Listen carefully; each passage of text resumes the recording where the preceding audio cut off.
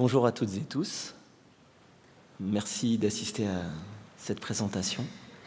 Je vais faire de mon mieux pour que tout se déroule comme je ne l'ai pas prévu. Voilà. J'ai une petite question avant de commencer. Alors, comme tout bon talk, je vais essayer de faire une démo. Et bien sûr, il y a une forte chance que la démo plante. Pouvez-vous essayer de scanner ce QR code, s'il vous plaît? Normalement, comme c'est à NGRock, ça va vous demander de visiter le site parce que je n'ai pas payé les droits à NGRock, parce que je suis en mode de développement, parce qu'on est au Dev Lille. Est-ce que ça fonctionne? Oui. Et donc, vous avez un petit encadré où je vais vous demander, s'il vous plaît, de remplir les attentes que vous avez éventuellement pour cette session. S'il vous plaît. Alors, pour l'histoire, en fait, c'est NGRock, ça tourne sur mon PC via le Wi-Fi d'ici. J'ai mis toutes les chances de mon côté pour que ça plante.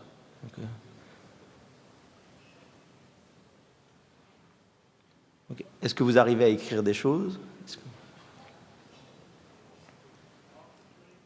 Sécurité? Ah mince! Comment ça, sécurité? Laissez-moi tester ça.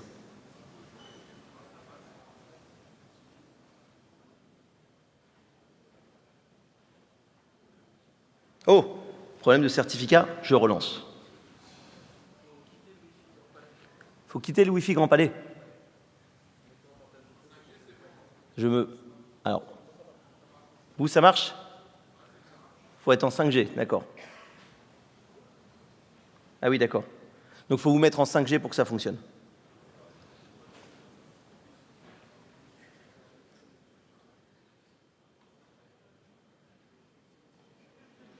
C'est bon, vous avez pu taper quelques attentes? Oui, merci. Je vais donc couper le serveur pour éviter que des malins s'amusent. Et normalement, je dois avoir un fichier db.json avec quelques attentes. Voilà.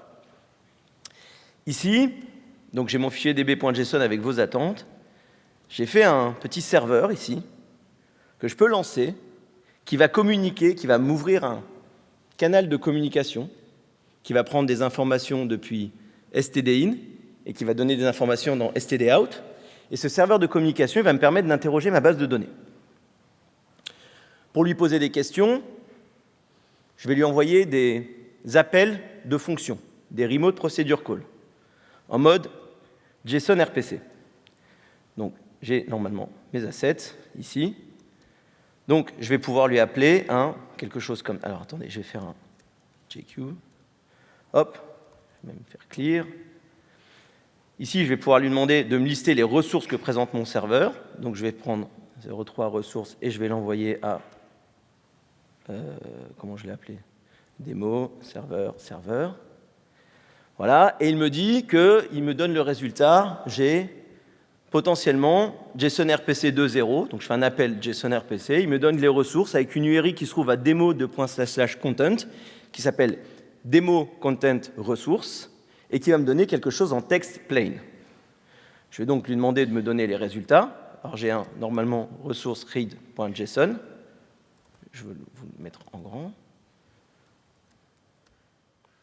Vous voyez, ici, je vais appeler, encore une fois, un appel JSON RPC qui va appeler la méthode resources read, qui va appeler l'URI demo./content. Oups, pardon, c'est pas ça. Et là, fail to read database. Ah, c'est moche, je sais pourquoi. Il faut que je lui spécifie où est la base. Et voilà. Et là, il m'a donné les quelques éléments que vous avez donnés. Alors, il n'y en a pas beaucoup. Je pense que j'ai coupé un petit peu tôt. Voilà. Donc, voilà quelques éléments. Et là, vous voyez ce que je viens de vous montrer.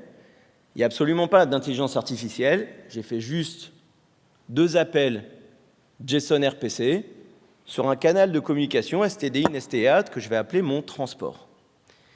Eh bien, rien qu'en faisant ça, je viens de vous montrer ce qu'était le protocole MCP. Et donc, pourquoi c'est intéressant? Donc, vous allez dire, mais quel rapport avec l'IA? C'est que si je vais dans un système de chat ici que vous pouvez reconnaître, qui va être un peu petit, Si je relance à partir de l'URI demo content, je veux que tu me synthétises les demandes de participants, je vais le lancer. Il a utilisé la même chose que ce que je viens de vous montrer, c'est-à-dire qu'il a lancé mon serveur et il a lancé sur la couche de transport stdin l'appel ResourceGate, ça lui a envoyé l'ensemble des éléments, mon LLM l'a synthétisé, et puis voilà ce qu'il m'a donné sur vos attentes. Donc en utilisant le protocole MCP, j'ai donné la possibilité à mon IA, ici c'est un Big AGI, je vais vous expliquer comment ça fonctionne au cours de ce talk, d'interroger mes données. C'est-à-dire que mon système d'assistant que vous voyez là, en lui donnant ce pouvoir-là, je lui ai donné le moyen d'agir, d'aller chercher des informations, et du coup, j'ai commencé à le transformer en agent. Là, je vais essayer. Alors, pour le moment, la démo, ça se passe pas si mal. Je vais lui demander, mets à jour les slides. Alors là, il me dit, il va faire plein de choses. Je vais suivre les instructions, je vais mettre un jour les slides, etc., etc. Alors, est-ce qu'il l'a fait? Voilà, alors c'est là où, une fois sur deux, ça ne marche pas parce que c'est de l'IA. Je lui redemande.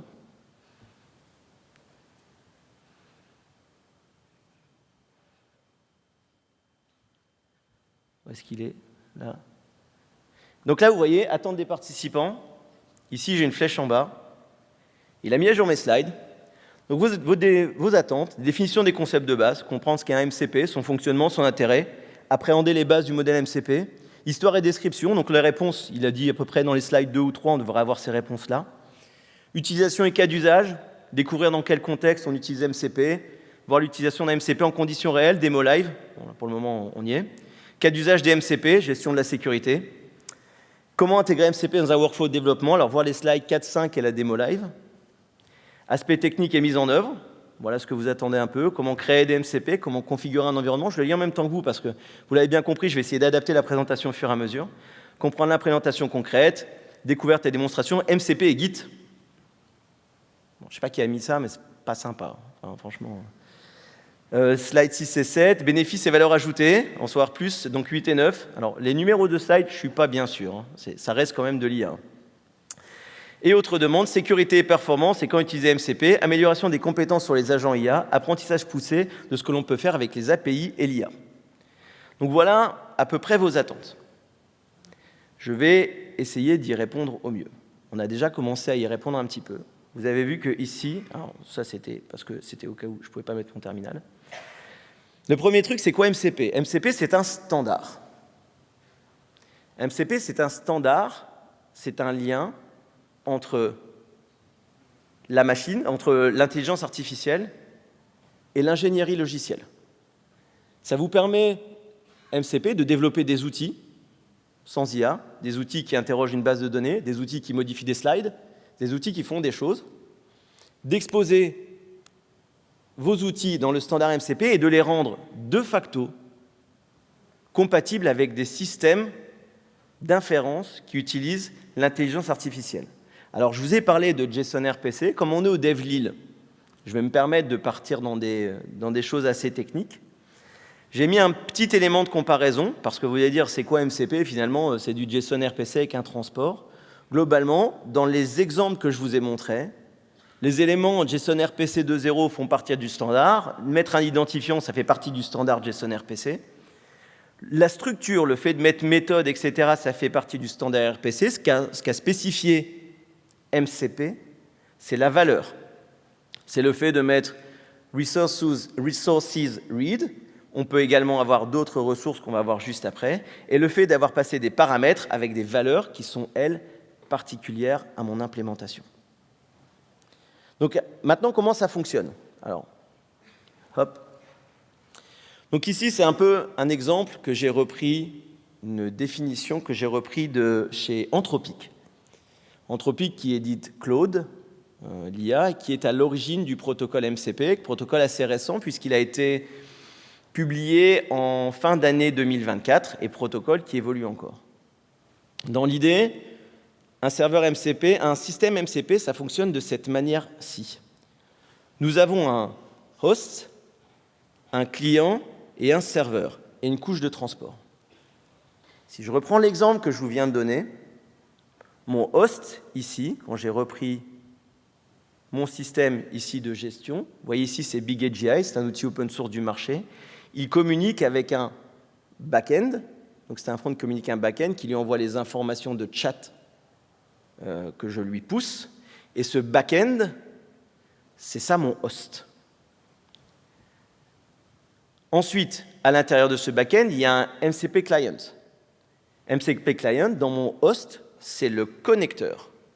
C'est l'implémentation qui va être capable de dire « Je comprends ces systèmes JSON RPC qu'on m'a passé juste avant.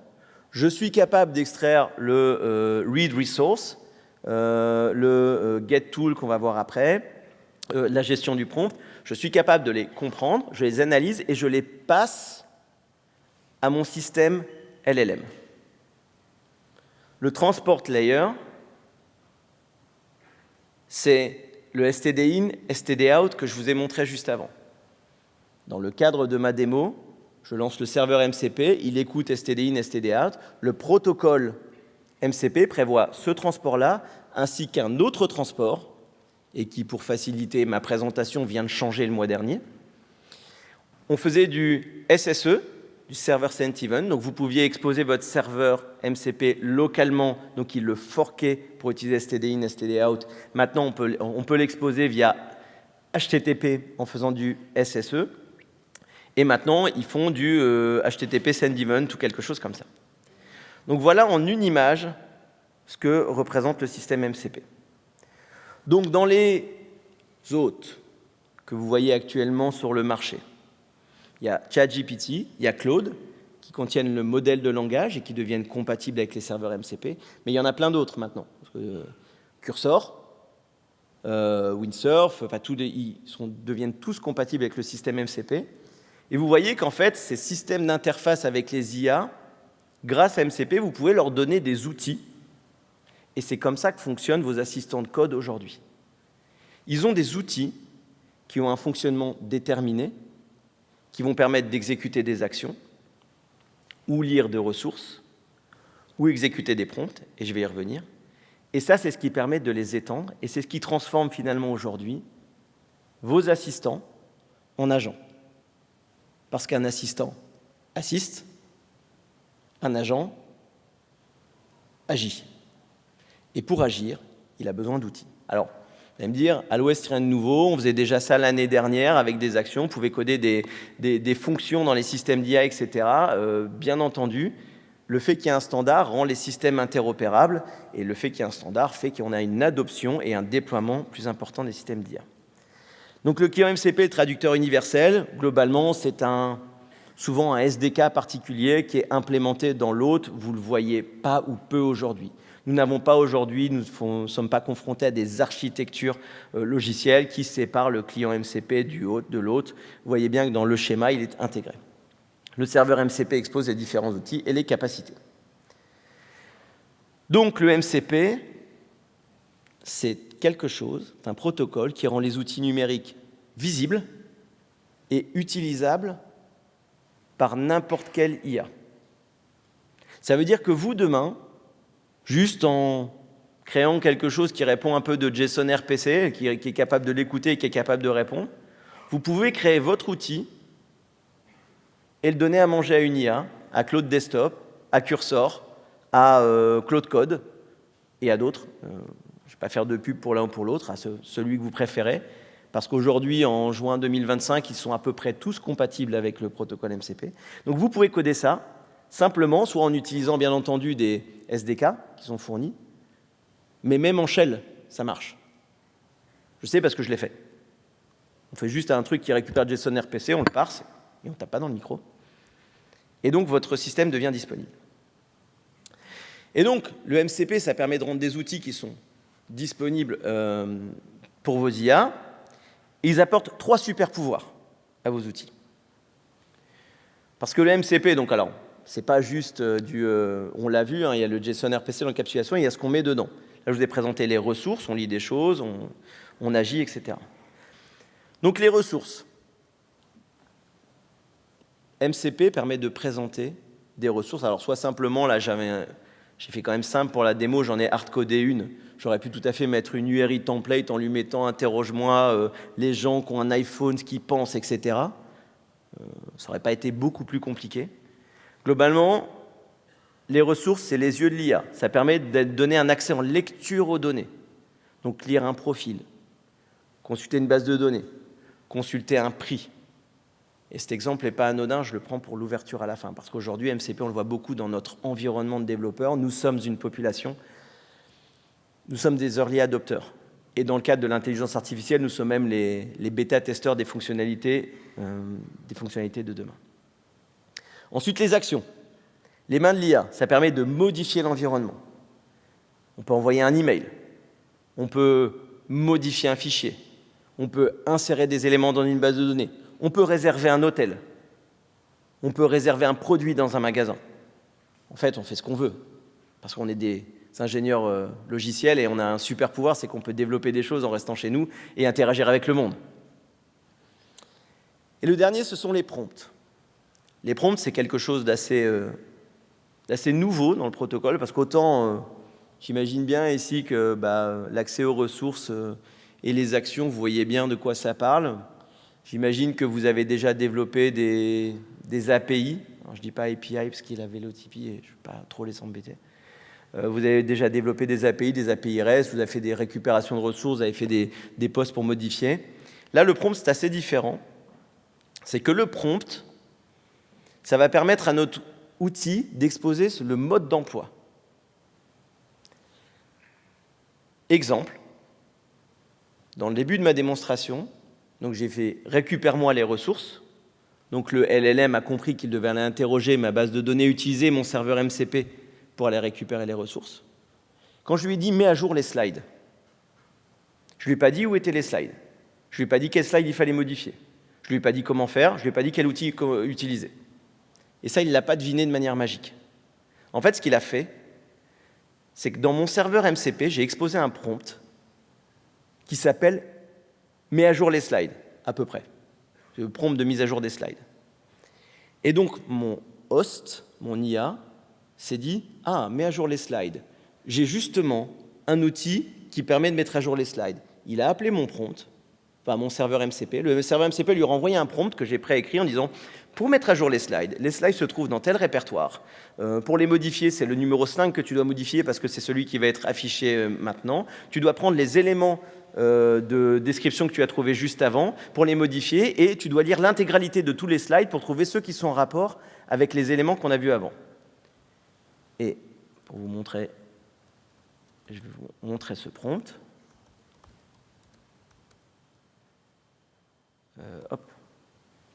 Donc vous voyez ici, alors mon code est en Go. Après, il y a Nathan qui fait un super talk sur le Go, parce que le Go c'est cool.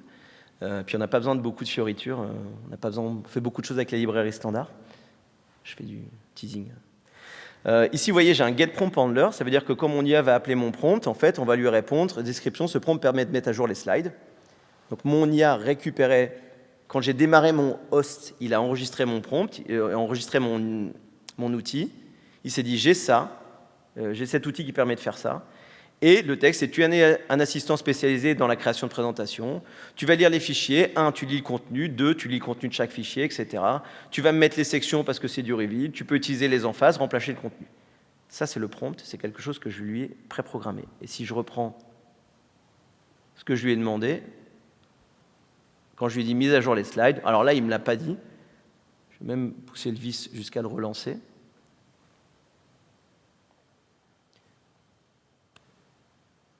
Voilà, il me redit la même chose. Alors, comme il y a de l'IA derrière, c'était le côté un peu incertain, c'est non idempotent. Il choisit d'utiliser mon prompt ou pas. Et dans les répétitions que j'ai faites, de temps en temps, il dit non, j'ai pas envie. Ça me sert à rien, c'est l'IA en fait. Donc globalement, des fois, alors, mets à jour les slides, on va lui dire autrement. Et indique-moi les étapes que tu réalises. Je relance.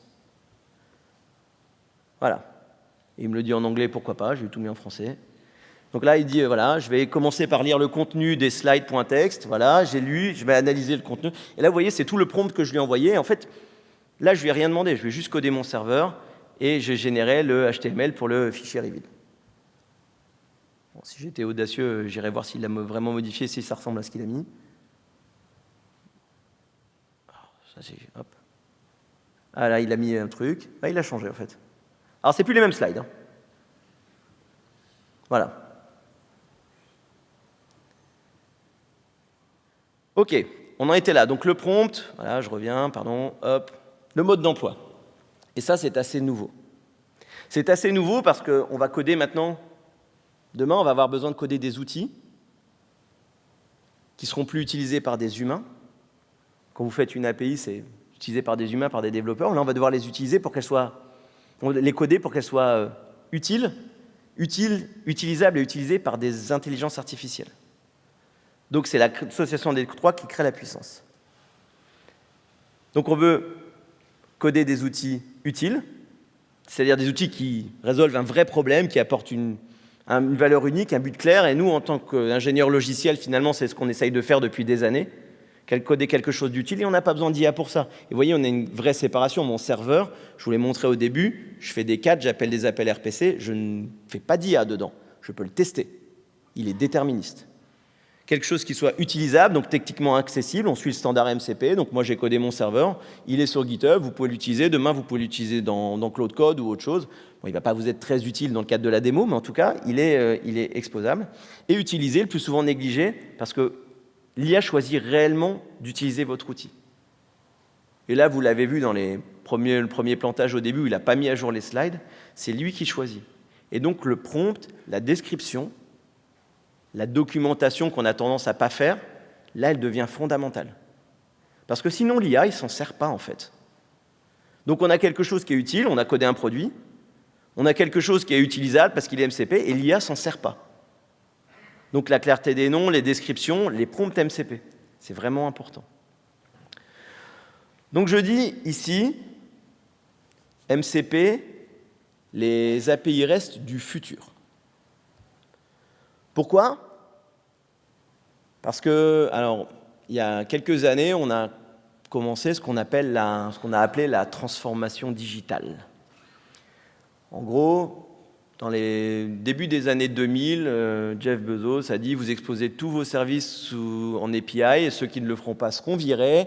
Je vous remercie, bonne journée. » Et finalement, avec ce simple mail en disant bah, « Vous exposez en API, vous ouvrez une interopérabilité des systèmes et on a ouvert la voie à cette révolution digitale qu'on connaît aujourd'hui, c'est-à-dire on est passé d'un système Internet à un système où on expose des ressources, des services, on peut commander nos produits, on peut commander nos articles de sport, nos articles de bricolage.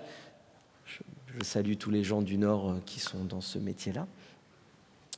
Donc on peut commander tout ça grâce à Internet, on peut réserver nos hôtels. Et donc les API REST ont été la révolution du web pour les humains en fait. On a codé ça, on exposait nos services web et de l'autre côté on avait d'autres développeurs qui étaient capables de comprendre ça et d'améliorer ça. Et d'intégrer ça, pardon. Là en MCP on est en révolution des agents. Parce qu'aujourd'hui, alors on a été prisonnier et dans le cadre de mon exemple, je suis encore prisonnier de mon interface de chat, de mon assistant. Je lui donne le pouvoir d'agir. Et donc, je transforme mon assistant en agent. Et là, grâce à ça, on va commencer à pouvoir donner de l'autonomie aux agents. Parce qu'on a cette interface pour les modèles de langage. On va leur donner de l'autonomie. Aujourd'hui, encore une fois, vous avez vu, je tapais dans ma fenêtre de chat, dans BigAGI, l'équivalent d'un chat GPT, d'un Claude ou whatever. Demain, je peux tout à fait coder mon host pour entrer dans une boucle infinie, pour attendre qu'il y ait un événement, et lui, en fonction de l'événement, il va agir. Et je pourrais tout à fait lui dire, en fonction de ce que tu as vu, tu me modifies les slides, tu te débrouilles, et puis tu fais la présentation tant qu'on y est. Bon, ce ne serait pas très chouette. Donc si on fait un parallèle entre les API et le MCP, pour insister, dans les API REST, on avait du GET, en MCP, on a l'accès aux ressources, c'est la même chose. On avait du POST, qui nous permet de modifier des choses. Là, on a des actions, c'est la même chose. Et là, on avait le prompt. Maintenant, on a le prompt qui n'existe pas dans l'équivalent des API REST, qu'on a simulé, émulé avec des Open API, des Swagger, des choses comme ça, parce que notre destinataire, c'était l'humain. Là, maintenant, il faut faire en sorte que ça fasse partie du produit. Donc les prompts, j'ai dit, c'est vraiment... Je dis que c'est souvent oublié parce que nous, développeurs, alors moi, quand j'ai commencé à m'intéresser au service MCP, j'ai tout de suite vu, c'est cool, on peut donner accès à Internet, et de toute façon, c'est les premiers éléments qu'ont donné les éditeurs à ce sujet. Ah ouais, ça y est, ChatGPT peut accéder à Internet, il n'est plus prisonnier de sa bulle de connaissances, il s'ouvre au monde qui est dans l'environnement. Et donc, j'ai fait des appels, c'était simple. Après, j'ai fait des actions. Et finalement, c'est ce qu'on voit dans nos systèmes de code aujourd'hui. Ils agissent, ils lisent des fichiers, ils modifient des fichiers, etc. C'est des actions. Alors, notez que comme dans les API, on n'est pas obligé de faire des ressources, on peut faire des actions pour tout. On peut faire des posts pour tout. Ce n'est pas une bonne idée, mais on peut faire des posts pour tout. Et les prompts, je me demandais, vraiment. Jusqu'à ce que vraiment je commence à utiliser, à développer des serveurs de knowledge graph, de tests, etc. Et encore une fois, j'insiste, c'est pas trivial. Parce que pour nous, développeurs, on se dit, bah oui, c'est la dernière roue du carrosse. C'est vraiment important. J'ai la chance de travailler aujourd'hui pour une institution qui travaille beaucoup avec l'IA. Et le prompt, c'est toute la valeur qu'attendent les métiers. Le reste, le fait que ça fasse des accès aux ressources, etc., pour le moment, les métiers dans cette institution s'en fichent. Donc le graphe de connaissances, l'ontologie, le vocabulaire standardisé, le fait de dire à mon IA, bah tiens, voilà le vocabulaire que j'ai un prompt, voilà le vocabulaire que tu vas utiliser, voilà ce qui est utile dans ton cas. Et ça va l'aider, ça va le guider dans le choix des outils. Parce que sans bon prompt, même l'outil le plus utile sera ignoré par l'IA. Donc les agents, j'ai juste mis un slide parce que j'en ai déjà parlé. C'est vraiment cette idée d'interaction. Et demain, encore une fois,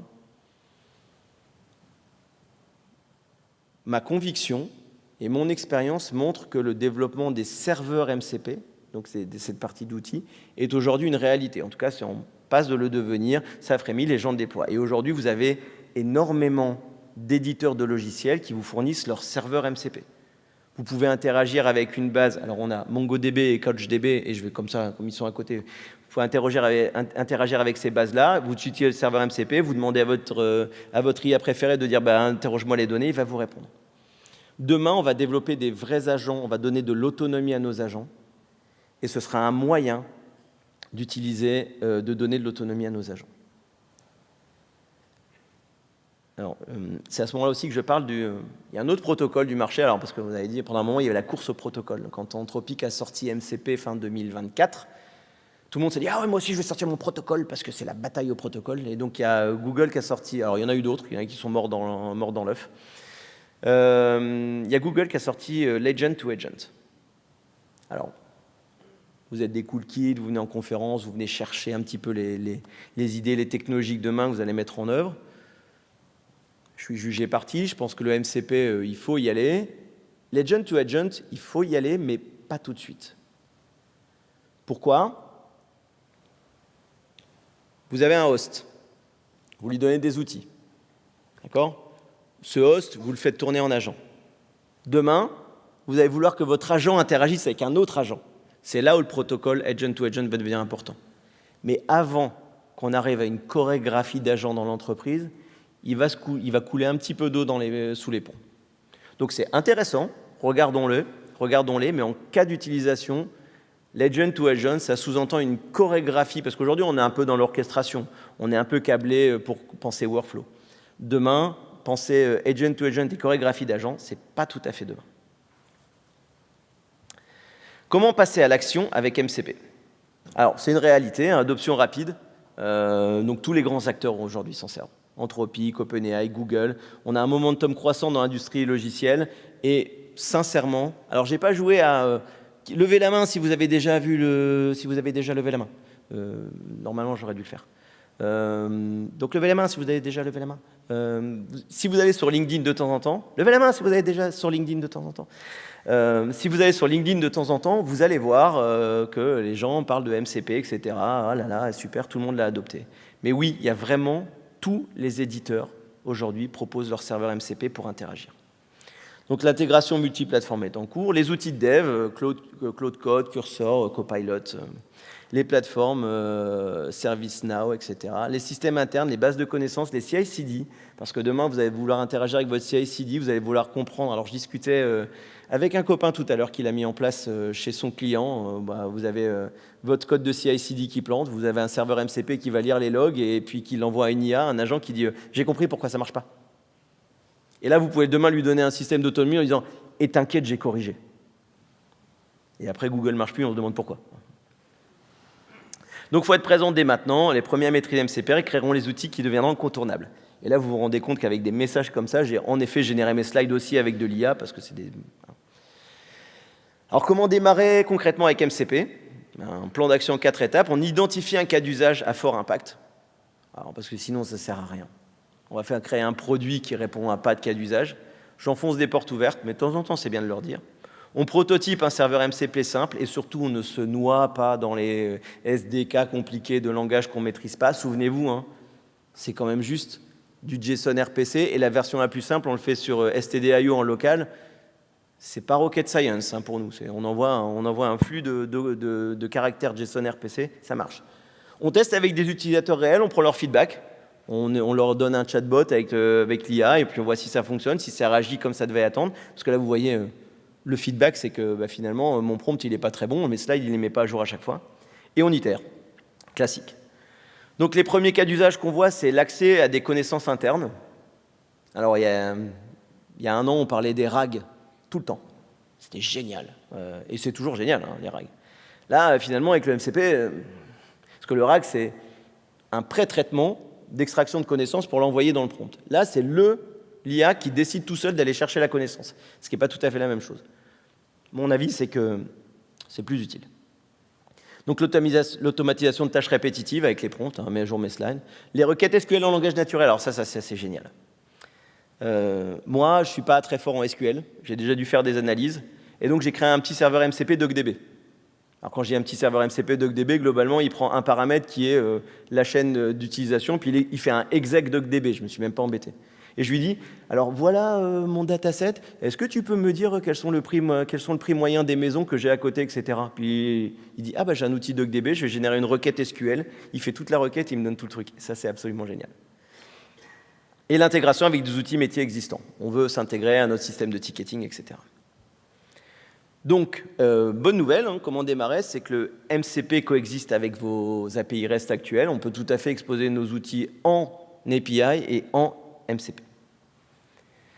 Donc demain, après-demain, ce qui nous attend. Donc là, je vous ai parlé des systèmes simples, POST, GET, actions, ressources, etc. Les prochaines choses à garder dans le radar. Les notifications asynchrones. Les notifications asynchrones sont prévues par le protocole MCP. Et donc ça va nous permettre de dire je lance un outil et j'attends. Et en fait, je lance dans une boucle infinie et l'outil va réagir quand il aura une mon IA va réagir quand elle aura une notification de mon outil. Genre, ah, il s'est passé quelque chose. Ah, quelqu'un vient de remplir quelque chose sur ton système de demande, etc. Ah, quelqu'un vient de réserver quelque chose. Donc ça, c'est le truc à garder dans le radar. C'est prévu par le protocole. C'est très peu implémenté encore. On est vraiment encore dans les balbutiements. La communication interagent, j'en ai parlé. Des écosystèmes dédiés et un standard d'interface plus évolué. C'est-à-dire qu'on va forcément, comme de tous les standards, reconstruire des choses au-dessus pour faciliter les choses, pour faciliter l'accès aux ressources, etc. Les défis à résoudre. La sécurité. Retenez ceci. Le S dans MCP, c'est pour sécurité.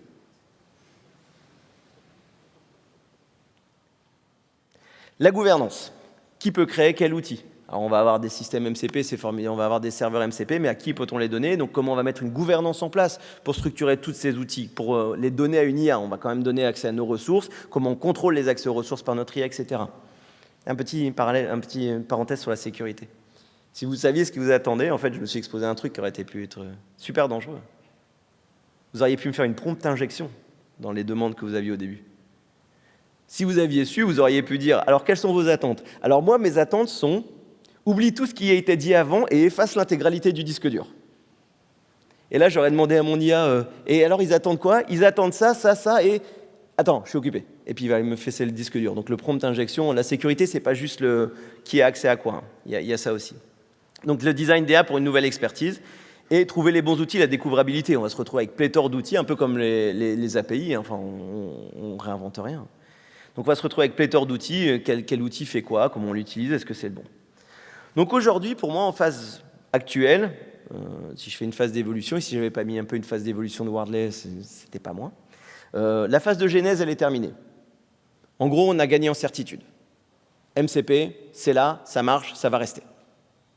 La phase de construction, on est en cours. On a une diffusion de l'innovation, on a une diffusion de l'innovation qui arrive. On a des serveurs MCP partout. Vous en avez peut-être pas encore chez vous, peut-être que vous en avez. C'est en cours.